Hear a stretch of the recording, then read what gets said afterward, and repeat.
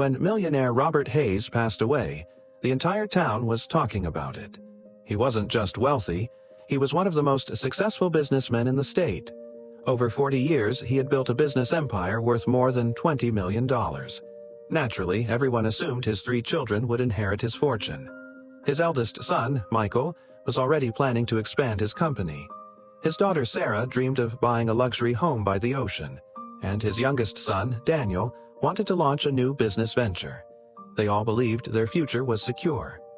1 week after the funeral, the family gathered in a lawyer's office for the reading of the will. The atmosphere was tense. A sealed envelope sat on the table. The lawyer opened it and began reading. At first, everything seemed normal. Then he spoke words that shocked everyone in the room. "To my eldest son, Michael, I leave $1. Michael frowned. Surely he had heard wrong, but the lawyer continued. "To my daughter Sarah, I leave $1. Sarah's eyes widened in disbelief. The lawyer didn't stop. "To my youngest son Daniel, I leave $1.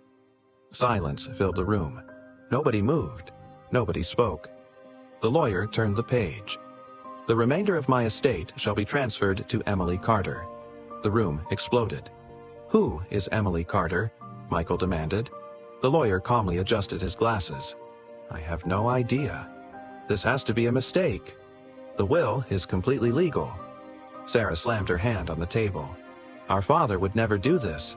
Daniel stood up angrily. "We're taking this to court." And that's exactly what they did. The story quickly became headline news. The children hired top attorneys and private investigators. They were convinced someone had manipulated their father. Their first step was learning everything they could about Emily Carter. What they discovered only deepened the mystery. Emily was 37 years old. She worked as a public school teacher. She lived in a modest apartment. She drove an old car. She had no expensive jewelry, no luxury lifestyle, no connection to Robert Hayes that anyone could find. Weeks turned into months. Investigators searched through records, bank statements, emails, and phone logs. Nothing. It was as if Emily had appeared out of nowhere. Finally, during a court hearing, the judge looked directly at her. "Miss Carter, can you tell us how you met Robert Hayes?" Emily looked confused. "I never met him." The courtroom froze. The judge leaned forward. "You never met him?" "No, Your Honor." "You never spoke to him?" "No." The reporters stopped writing. The attorneys stared at each other. If she had never met Robert Hayes, why had he left her $20 million? And that's when investigators uncovered a forgotten newspaper article from 27 years earlier. The article told the story of a terrible snowstorm. 27 years earlier, Robert Hayes had been a young businessman trying to build his future. One evening, while driving home through heavy snow, disaster struck. The roads were covered in ice. Visibility was almost zero. Suddenly, Robert lost control of his vehicle. The car skidded across the road. It smashed through a guardrail and plunged into an icy river. The impact knocked him unconscious. Freezing water began pouring into the car. Within minutes, the vehicle started sinking. Robert was trapped. No one was nearby.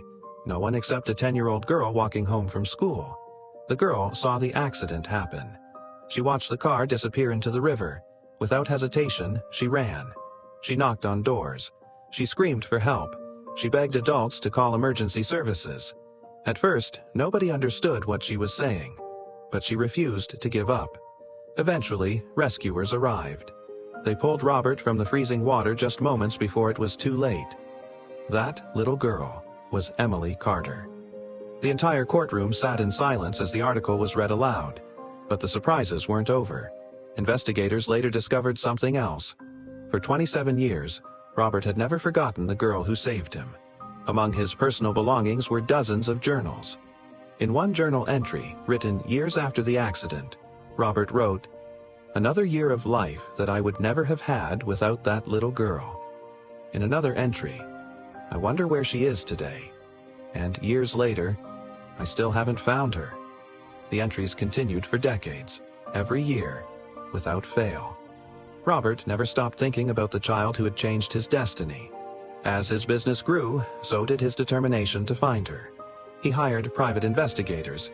He searched public records. He contacted old police departments. But every lead ended the same way. Emily's family had moved away shortly after the accident.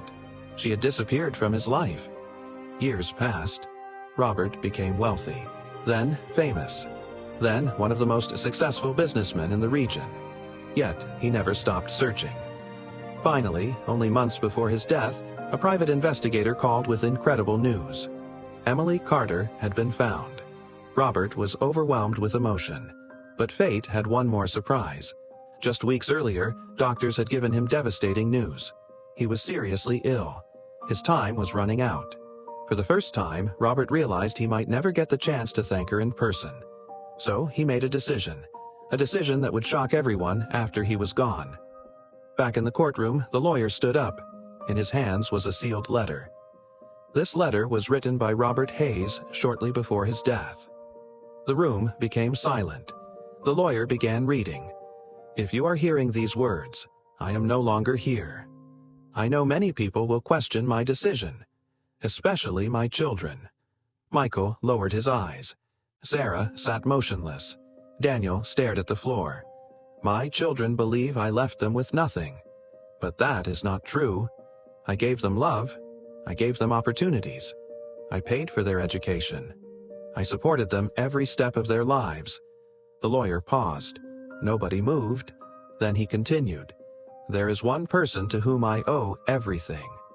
27 years ago, I should have died.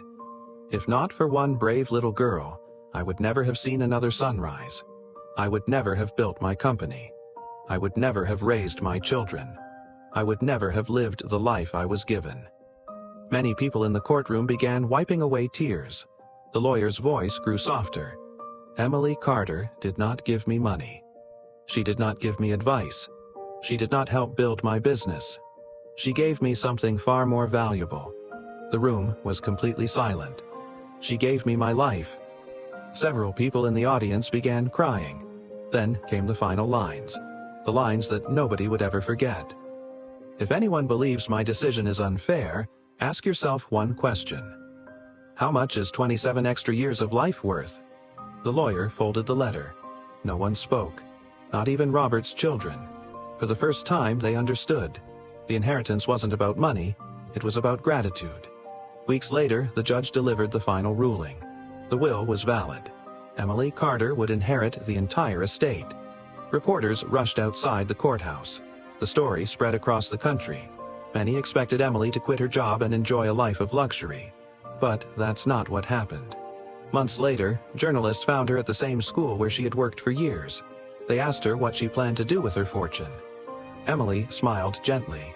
Then she gave an answer that surprised everyone. "Most of this money will never belong to me." And she meant it. Over the following year, millions of dollars were donated to children's hospitals. Scholarship programs were created for struggling students. Rescue organizations received funding. Emergency response teams were equipped with better resources. Thousands of lives were improved.